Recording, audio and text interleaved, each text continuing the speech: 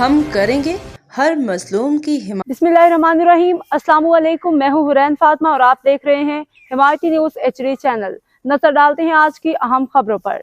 सांगड़ शहर में 15 के सामने रोड हादसा गिरने से भरे ट्रक ने मोटरसाइकिल सवारों को कुचल डाला। मोटरसाइकिल पे सवार एक शख्स मौका पे जाम बहक हो गया, एक जख्मी हो गया। जाम बहक शख्स की शिनाख्त गया कंपनी मुलाजिम अयूब जाट के नाम से हुई है। जख्मी का नाम अला बचायो नजमानी है। मुकामी अफराद ने रेस्क्यू करके नाश और जख्मी को TH के अस्पताल मुंतकिल किया है। पुलिस ने ट्रक तहवील में लेके ड्राइवर को गिरफ्तार कर लिया। पुलिस से इशफाक सलहरी की रिपोर्ट।